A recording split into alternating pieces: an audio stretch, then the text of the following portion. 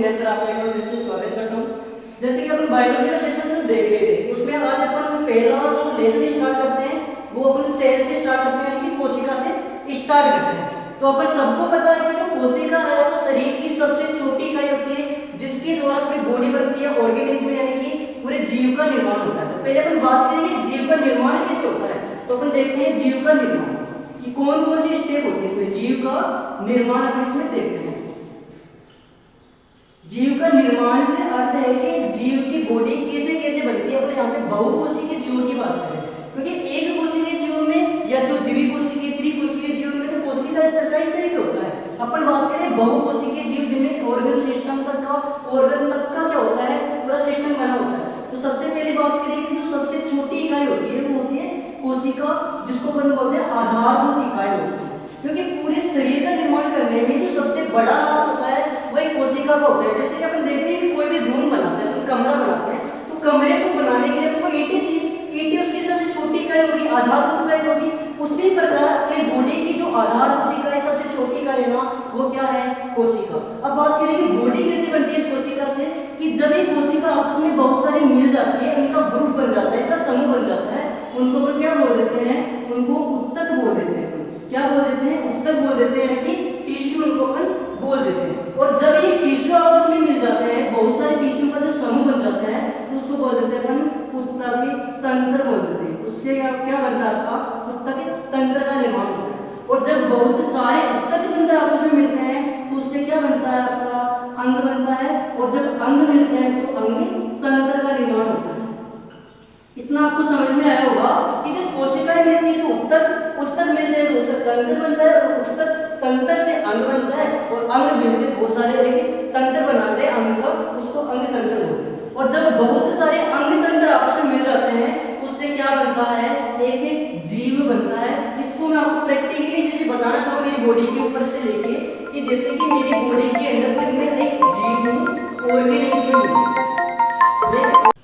अंग तंत्र की बात करें थे कि जो अंग तंत्र है ना, उससे क्या बनता है कि जीव का निर्माण होता है, पूरा जीव बन जाता है। इसको मैं प्रैक्टिकली मेरी बॉडी के ऊपर बताना चाहूंगी। जैसे कि मेरी पूरी बॉडी है कि मैं जीव हूँ, और मेरे क्या अंग तंत्र की बात करूँ, जैसे कि मेरे अंदर पाचन तंत्र है, मेरे अंदर श्वसन तंत्र है, मेरे अंदर जनन तंत्र है, ये सारे तंत्र मिलकर क्या बना रहे हैं, मेरी बॉडी को बना रहे हैं। अब बात करो अंग की बात करें, जैसे कि मैं एक पूरी किसको ले लेता हूँ, अंग तंत्र को ले लेता हूँ। जैसे कि मेरा पाचन तंत्र ये अंग तंत्र है, इसके अंदर मैं बात करूँ कि कौन कौन से अंग है। तो जैसे कि इसमें मेरी ग्रसनी है, ग्रसिका है, आमाशय है, अग्नाशय है, यकृत है, छोटी आंत है, बड़ी आंत है, मलाशय, ये सारे क्या है, इस अंग तंत्र की पार्ट है। और बात है उत्तक तंत्र, जैसे कि मैं अब मैं एक अंग में से आमाशय को ले लेते हैं, और आमाशय के अंदर बहुत सारे उत्तकों का तंत्र होता है, उसको उत्तक तंत्र। और बात है अब जो कोशिकाओं का समूह होता है उसको उत्तक बोलते हैं। उसके अंदर जैसे कि मैं आपको बताऊं कि इसमें सेल है, जैसे म्यूकस की सेल है जो श्लेष्मा का श्रावण करती है। एक कोशिका होती है ऑब्जेक्टिव सेल होती है, जो कि अपने अम्ल का सिक्रेशन करती है, HCl का सिक्रेशन करती है। तो वो सेल होगी, और उस सेल से क्या बन रहा है, फिर एक उत्तक बन रहा है, उत्तक से उत्तक तंत्र बन रहा है, उत्तक तंत्र से अंग बन रहा है, अंग से अंग तंत्र और जीव बन रहा है। तो शायद आपको समझ में आ गया होगा कि जीव का निर्माण कैसे होता है, और उसकी जो सबसे छोटी इकाई है वो क्या है, कोशिका है। तो अपन बोल सकते हैं कि कोशिका शरीर की सबसे छोटी इकाई है। क्या है, सबसे छोटी इकाई है। ये आपको समझ में आया होगा। तो मैं इसको मिटा दूं, क्योंकि अपन कोशिका को पढ़ेंगे, उत्तक तंत्र अंग, इसको अपन फिर बाद में देखेंगे। तो अपना हो गया कोशिका क्या है, शरीर की सबसे छोटी इकाई है, जो आपको समझ में आ गया होगा कि क्यों है। इसको फिर अपन बोल सकते हैं कि ये क्या है, शरीर की आधारभूत इकाई है। क्या है, आधारभूत इकाई है। तो ये भी आपको समझ में आ गया होगा कि कैसे मैंने बताया कि रूम का निर्माण करने के लिए, किसी कमरे का निर्माण करने के लिए उसका आधार ईंट तैयार करती है। तो अपने शरीर का निर्माण करने के लिए कौन तैयार करती है, अपना आधार कोशिका में। कोशिका क्या है, आधारभूत इकाई। इसके लिए दो शब्द और यूज लेते हैं कि ये संरचनात्मक इकाई है एक तो, और वे क्रियात्मक इकाई है। यानी कि संरचनात्मक और क्रियात्मक इकाई भी अपन किसको बोलते हैं, अपन कोशिका को बोलते हैं। अब इसको समझेंगे, इसको संरचनात्मक और क्रियात्मक इकाई क्यों बोलते हैं, क्योंकि आपको पता है कि मेरी पूरी बॉडी बनी है कोशिकाओं से, और कोशिका जो मेरी संरचना बन रही है, मेरी बॉडी की जो स्ट्रक्चर बन रही है, उसको किसने बनाया है, एक कोशिका ने बनाया है। इसलिए बोल सकते हैं संरचनात्मक इकाई है। और क्रियात्मक यानी कि जो भी फंक्शन अपनी बॉडी में हो रहा है, चाहे वो श्वसन का हो, चाहे पाचन का हो, उसमें किसी न किसी एक सेल का हाथ होता है। कैसे? जैसे कि श्वसन का काम हो रहा है तो अपने माइटोकॉन्ड्रिया होते हैं कोशिका के अंदर, वो कर रहा है। अपने अंदर यदि पाचन का कार्य हो रहा है तो कौन कर रहा है? लाइसोसोम कर रहा है, जो भी किसके अंदर होता है? कोशिका में। ये क्रियात्मक इकाई है, संरचनात्मक भी है, आधारभूत भी है और सबसे छोटी इकाई भी है। तो आपको कोशिका की रिलेटेड भी 3 टर्म की 4 टर्म की ये आपको समझ में आ गई होगी। इसके बाद में अपन बात करते हैं कि कोशिका का अध्ययन करना क्या कहलाता है। जो पिताजी यानी कि फादर इसके कौन है, अपन उनको देख लेते हैं। तो बात करें जैसे कि कोशिका का अध्ययन करना, जिसको अपन बोलेंगे कोशिका विज्ञान। कोशिका का अध्ययन करना कोशिका विज्ञान कहलाता है। और अपन बात करें कि इसके लिए अपन इंग्लिश में जो टर्म यूज करते हैं वो एक तो है साइटोलॉजी, क्या है? साइटोलॉजी। और दूसरी क्या है अपने? Cell biology. ये 2 टर्म मिल जाती है, ध्यान से आपके क्वेश्चन बनते हैं। साइटोलॉजी और सेल बायोलॉजी क्या है? विज्ञान की वह शाखा जिसमें अपन कोशिका का अध्ययन करते हैं उसको अपन कोशिका विज्ञान यानी साइटोलॉजी और सेल बायोलॉजी कहते हैं। बट क्वेश्चन क्या आता है अपने कि सर साइटोलॉजी और सेल बायोलॉजी में डिफरेंस क्या है, इन दोनों में क्या अंतर है? तो अपन बताता हूं मैं आपको कि जो साइटोलॉजी है ना उसके अंदर केवल क्या करते हैं? कोशिका की संरचना का अध्ययन किया जाता है, स्ट्रक्चर की स्टडी की जाती है, यानी कि study of cell structure only. तो अपन किस में करते हैं? साइटोलॉजी। साइटोलॉजी में कोशिका की ओनली संरचना का अध्ययन किया जाता है। और अपन बात करें सेल बायोलॉजी में तो इसमें अपन कोशिका की संरचना, इसमें संरचना का अध्ययन करते हैं, उसकी उपापचय क्रियाओं का अध्ययन करते हैं, उसकी प्रजनन का अध्ययन करते हैं, उसके वृद्धि का अध्ययन करते हैं, उसके विकास का अध्ययन करते हैं। ठीक है कि जब किसी भी कोशिका की संरचना, उपापचय क्रिया, प्रजनन, वृद्धि, विकास आदि का अध्ययन किया जाता है तो उसको अपन सेल बायोलॉजी बोलते हैं। और कोशिका की केवल संरचना का अध्ययन करते हैं तो उसको अपन क्या बोलते हैं? साइटोलॉजी बोलते हैं। तो आपको ये भी समझ में आ गया होगा। अपन बात करते हैं अपन कोशिका विज्ञान के पिता की, जो सबसे पहले कोशिका की खोज है ना वो किसने की? जिसने कोशिका की खोज की उसको अपन पिता बोल देते हैं, इसके फादर बोल देते हैं, जनक बोल देते हैं। तो अपन 3-4 यहाँ पे पिताजी देखेंगे, इनके फादर देखेंगे। तो पहला आता है सेल बायोलॉजी के पिता, यानी कि कोशिका विज्ञान के पिता बोले, कोशिका विज्ञान के पिता बोले। तो फादर ऑफ सेल बायोलॉजी को किसको कहते हैं? आप सब जानते हो, अपने रॉबर्ट हुक को कहते हैं। अपन किसको कहते हैं? रॉबर्ट हुक को कहते हैं। Father of cell biology Robert Hooke को कहते हैं। इसके बारे में हम देखेंगे कि रॉबर्ट हुक ने क्या क्या किया, कैसे खोज की, किसकी खोज की, तो अपन आगे देखते हैं। दूसरी बात करते हैं भारतीय कोशिका विज्ञान के पिता कौन है? भारतीय कोशिका विज्ञान के पिता कौन है? भारतीय कोशिका विज्ञान इसके पिता कौन है? इसके पिता है A.K. शर्मा। कौन है? A.K. शर्मा। थर्ड पे बात करेंगे कि आधुनिक कोशिका विज्ञान का जन्म कौन है? तो आधुनिक कोशिका विज्ञान का जनक तो ये है अपने C.P. स्वानसन। कौन है? C.P. स्वानसन। तो यहाँ पे जो कोशिका के फादर्स हैं उनसे रिलेटेड अपने 3 क्वेश्चन बनते हैं कि कोशिका विज्ञान का पिता कौन है? तो रॉबर्ट हुक है। भारतीय कोशिका विज्ञान का जनक कौन है? तो A.K. शर्मा है। और पूछा जाए आपको आधुनिक कोशिका विज्ञान का जनक तो वो C.P. स्वानसन को कहा जाता है। तो ये आपकी बात होगी इनसे फादर्स से रिलेटेड। अपन बात करते हैं तो रॉबर्ट हुक के बारे में कि रॉबर्ट हुक ने इसको कोशिका विज्ञान का पिता क्यों कहा जाता है।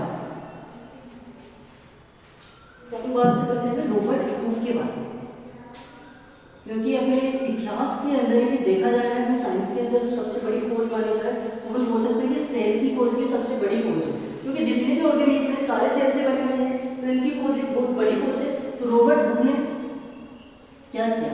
तो ये बात है 1665 की, सबने पढ़ रखा है कि 1665 में रॉबर्ट हुक ने कोशिका की खोज की, मर्द कोशिका देखी। वही चीज हम बताने वाले हैं कि सबसे पहले रॉबर्ट हुक ने 1665 में क्या किया?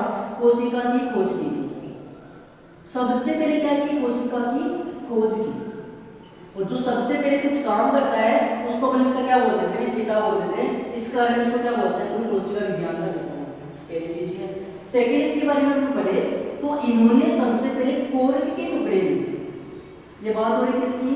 कोर्क के टुकड़े। कोर्क क्या होता है? लकड़ी का टुकड़ा होता है। आपने जैसे लेबोरेटरी वगैरह में देखा होगा कि अपन जो फ्लास्क वगैरह होता है उसके ऊपर ढकने के लिए कुछ लकड़ी का अपने पास एक छोटा सा पार्ट होता है, टुकड़ा होता है, जिसको हम कोर्क बोलते हैं। तो लकड़ी यानी कि कोर्क के टुकड़े के अंदर सूक्ष्मदर्शी के अंदर देखा ना, सूक्ष्म यानी कि माइक्रोस्कोप के अंदर जब देखा ना, तो उनको स्ट्रक्चर दिखाई दी। वो स्ट्रक्चर कैसी थी? मधुमक्खी के छत्ते के समान, मधुमक्खी के छत्ते के समान इसको क्या दिखाई देती है? एक संरचना दिखाई देती है। जैसे कि अपन मैं यहाँ पे थोड़ा इसको डायग्रामेटिक बताता हूँ कि इस टाइप की कुछ इनको स्ट्रक्चर दिखाई देती है, इस टाइप की। तो ये जब इस लकड़ी के टुकड़े को माइक्रोस्कोप में देखते हैं तो ऐसे आपको स्ट्रक्चर दिखाई देते हैं, जिनको इन्होंने क्या नाम दे दिया? सेल्यूला।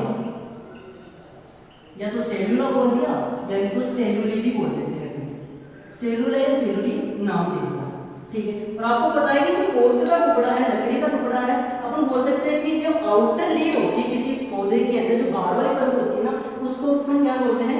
कोशिका भित्ति। तो ये कोशिका भित्ति बोल सकते हैं कि कोशिका भित्ति का ही पार्ट है। तो कोशिका भित्ति को देखा क्या निकाली इन्होंने सबसे पहले। कोशिका आप बोल सकते हैं कि कोशिका भित्ति में या कोर्क के टुकड़े में कोशिका को देखा और इस कोशिका का नाम क्या दिया? सेलुला और सेलुली। और वो कोशिका कैसी दिखाई दे रही थी? मधुमक्खी के छत्ते के समान। और अपन को बताया कि कोशिका भित्ति होती है, मृत होती है। तो ये जो कोशिका देखिए कैसी थी? मृत कोशिका थी, यानी कि ये डेड सेल थी, ये जीवित नहीं थी। तो अपने इतने ही क्वेश्चन बनता है कि रोबोट ने सबसे पहले जो कोशिका देखी वो किसमें देखी थी? कोर्क सेल के अंदर देखी थी। कब देखी थी? 1663 में देखी थी। और इसको कैसी कोशिका कैसी थी? मृत कोशिका थी। तो बात करें कि भाई जीवित कोशिका की खोज किसने की? तो अपन जीवित कोशिका की देख लेते हैं। ये तो जो मृत कोशिका की खोज है ना, ये तो रोबोट हुक ने की। तो सबसे पहले जो कोशिका खोजी गई थी ना, वो मृत ही थी, जीवित नहीं थी। और आज का जो क्वेश्चन पूछा जाता है ना, वो पूछा जाता है जीवित कोशिका से कि सर्वप्रथम जीवित कोशिका की खोज किसने की? तो अपन बात करते हैं जीवित कोशिका। और ये क्वेश्चन आजकल ज्यादा ही पूछा जाता है। और फर्स्ट ऑप्शन हमेशा आपको रोबोट हुक की मिलेगा, तो आप उसी को टिक करते हैं। आप देखना कि जो जीवित कोशिका है उसको सबसे पहले एंटी वॉन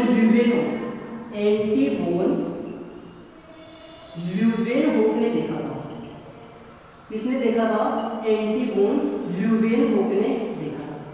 अब बात करें कि इसने जीवित कोशिका के रूप में सबसे पहले किसको देखा? तो इसने जीवाणु को देखा था। यहां से क्वेश्चन लगता है एग्जाम्पल से, जीवाणु को देखा था, शुक्राणु को देखा था। मेनली तो ये दो ही क्वेश्चन बनते हैं। पूछा जाता है कि सबसे पहले शुक्राणु को किसने देखा था? तो एंटी वॉन ल्यूवेनहोक ने देखा था। और पूछा जाता है कि सबसे पहले जीवित कोशिका के रूप में किसको देखा गया था? जीवाणु को देखा था। किसने देखा था? ल्यूवेनहोक ने देखा था। अब बात करेंगे अपन कि सबसे पहले जब कोई किसी चीज को खोजता है तो वो उसका पिता हो जाता है। तो अपन बात करें जैसे जीवाणु है, और जीवाणु का अध्ययन करना कहलाता है बैक्टीरियोलॉजी। क्या कहलाता है? बैक्टीरियोलॉजी। तो अपन बोल सकते हैं कि फादर ऑफ बैक्टीरियोलॉजी अपन किसको बोलेंगे? एंटी वॉन ल्यूवेनहोक को बोलेंगे, क्योंकि इसने सबसे पहले जीवाणु को देखा था और जीवाणु का अध्ययन करना बैक्टीरियोलॉजी, और बैक्टीरियोलॉजी यानी इसके पिता बोलेंगे ल्यूवेनहोक। फर्स्ट चीज होगी। सेकंड चीज अपन बात करें जीवाणु से रिलेटेड कि जो एंटी वॉन ल्यूवेनहोक है ना, इसको फादर ऑफ माइक्रोबायोलॉजी कहा जाता है। क्यों कहा जाता है? क्योंकि बैक्टीरिया एक सूक्ष्म जीव है, सूक्ष्म जीव के रूप में इसको देखा गया था। और अपन देखते हैं इसकी सबसे ज्यादा सूक्ष्म जीवों की संख्या देखें ना, तो जीवाणु की होती है। इस कारण से अपन इनको फादर ऑफ माइक्रोबायोलॉजी भी कह देते हैं। तो ये अपने जीवित कोशिका से रिलेटेड था।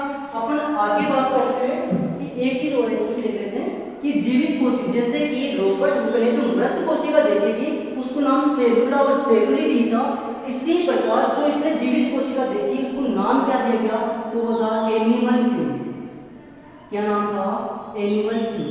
तो इन्होंने जो सबसे पहले कोशिका देखी उसको एनिमल्क्यूल नाम दिया गया था।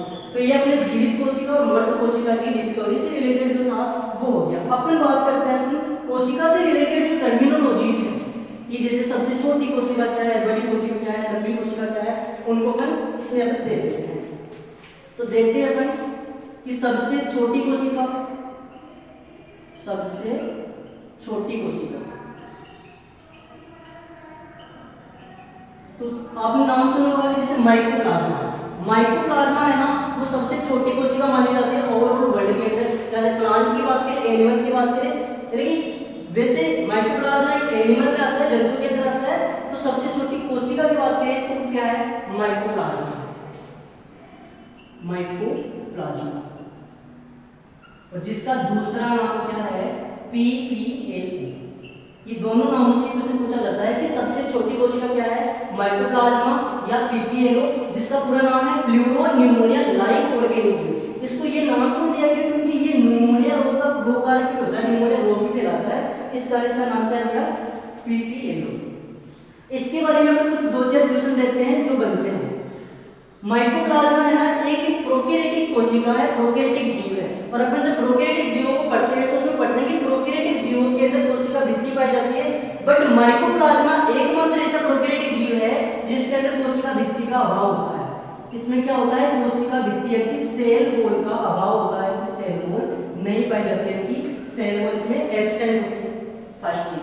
सेकंड चीज अपन बात करें इसी से रिलेटेड कि जब किसी भी जीव के अंदर, क्योंकि जो सेल वॉल है ना उसका काम क्या है? बॉडी को मेंटेन करके रखना, उसको एक बिल्कुल मेंटेन शेप पे रखना उसको। बट यदि इसके अंदर सेल वॉल नहीं पाई जाएगी तो ये अपनी आकृति को चेंज करता रहेगा, बदलता रहेगा, कभी किसी आकृति में कभी किसी आकृति में, तो ये अपने आकृति को बार बार यानी कि बहुत ज्यादा चेंज करने के कारण इसके लिए एक लाइन तय की है कि इसको अपन जीव जगत का जोकर कहते हैं। जीव जगत का जोकर, इसको अपन क्या बोलते हैं? जीव जगत का जोकर भी कहते हैं। और वेरी वेरी इंपॉर्टेंट लगा लेना, ये क्वेश्चन पूछा जाता है कि जीव जगत का जोकर किसको कहा जाता है? माइकोप्लाज्मा कहा जाता है। क्यों कहा जाता है? क्योंकि इसके ऊपर कोशिका भित्ति नहीं होती है और ये एक कोशिकीय जीव है।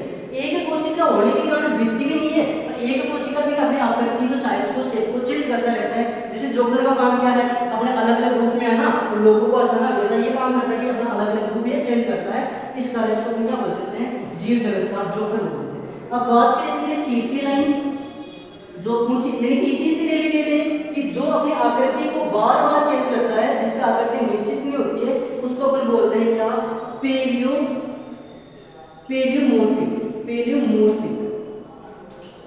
यानी कि इसकी बॉडी कैसी होती है? पेलियोमॉर्फिक टाइप की होती है। पेलियोमॉर्फिक का हिंदी में देखना तो बहुआकृतीय, यानी कि अपने आकृति को बार बार चेंज करने वाला, तो इसको क्या बोलते हैं? बहुमॉर्फिक ऑर्गेनिज्म है, यानी कि बहुमॉर्फिक ये जीव है ये। और लास्ट इससे जो क्वेश्चन बनता है जो इंपोर्टेंट है, वैसे तो इसके बहुत सारे रोग है, बहुत सारे रोगों को खिलाता है, जो बार बार क्वेश्चन पूछा जाता है वो पूछा जाता है कि बैंगन का छोटी पत्ती रोग किससे होता है? बैंगन की छोटी पत्ती रोग किससे होता है? यानी कि लिटिल लीफ ऑफ ब्रिंजल किसके द्वारा होता है? माइकोप्लाज्मा। स्टार लगा लेना, बार बार पूछा जाने वाला जो क्वेश्चन है वो ये दो है। एक आपको ये पूछा जाता है, आपके ये पूछा जाता है, ये माइकोप्लाज्मा से रिलेटेड जो क्वेश्चन था वो बोल गया कि सबसे छोटी कोशिका क्या है? माइकोप्लाज्मा। और इससे रिलेटेड टॉपिक को आप देख लेना। इसके बाद में हम देखते हैं सबसे बड़ी कोशिका कौन सी है? सबसे बड़ी कोशिका, तो सबसे बड़ी कोशिका की यदि हम बात करते हैं तो आपने सुना होगा शुतुरमुर्ग का अंडा।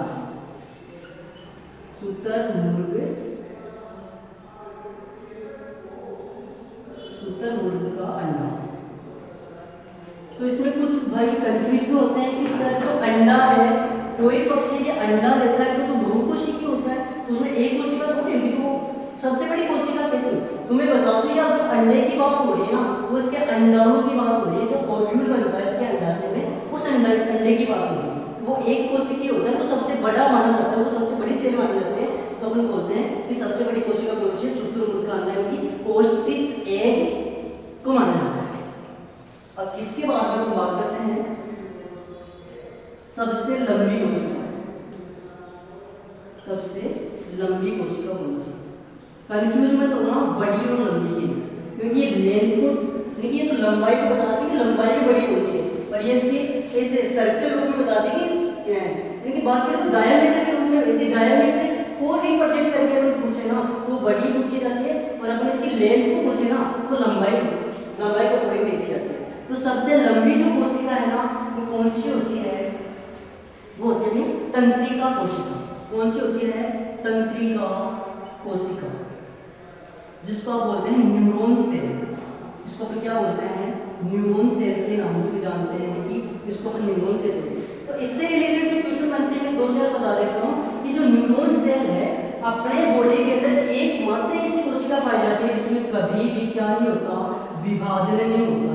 ऐसी कोशिका जिसमें कभी विभाजन नहीं होता है, वो कौन सी कोशिका है? तंत्रिका कोशिका। तंत्रिका कोशिका के अंदर विभाजन की कैपेसिटी नहीं होती है, तो एक ये क्वेश्चन पूछा जाता है कि ऐसी कोशिका जिसमें कभी भी विभाजन नहीं होता उसको अपन क्या बोलते हैं, उसको बोलते हैं तंत्रिका कोशिका।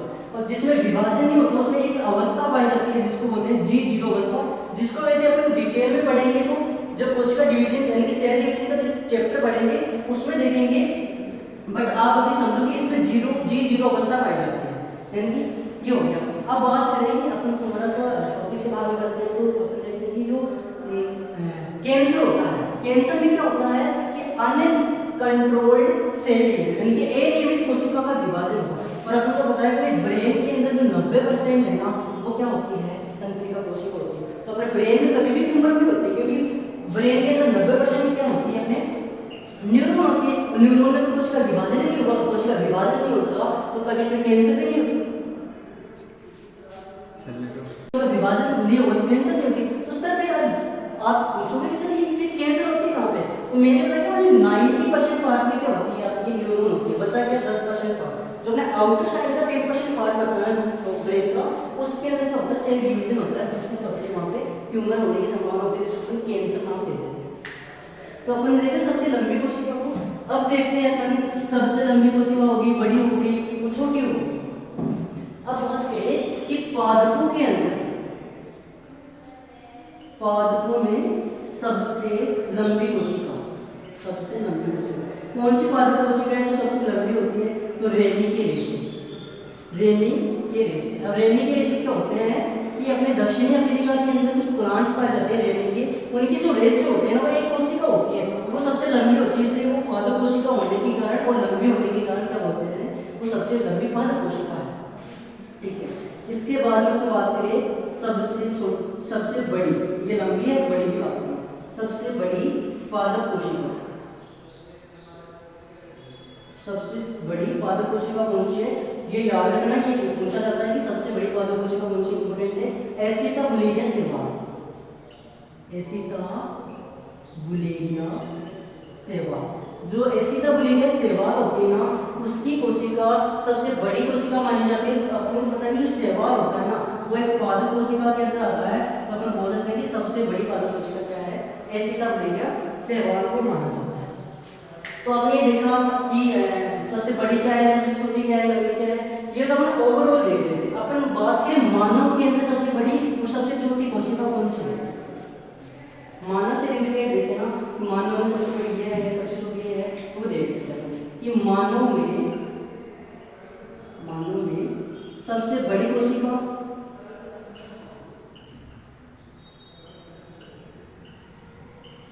तो मानव में सबसे बड़ी कोशिका कौन सी है, तो आपने पढ़ा होगा अंडाणु, अंडाणु जिसको अपन ओव्यूल बोलते हैं वो सबसे बड़ी कोशिका है। और सबसे छोटी कोशिका की बात करें, मानव की बात होती है, सबसे मानव में सबसे छोटी कोशिका की बात करें तो वो क्या है, शुक्राणु कोशिका है। अंडाणु पता है कि जो मादा युग्मक होता है उसको अंडाणु बोलते हैं।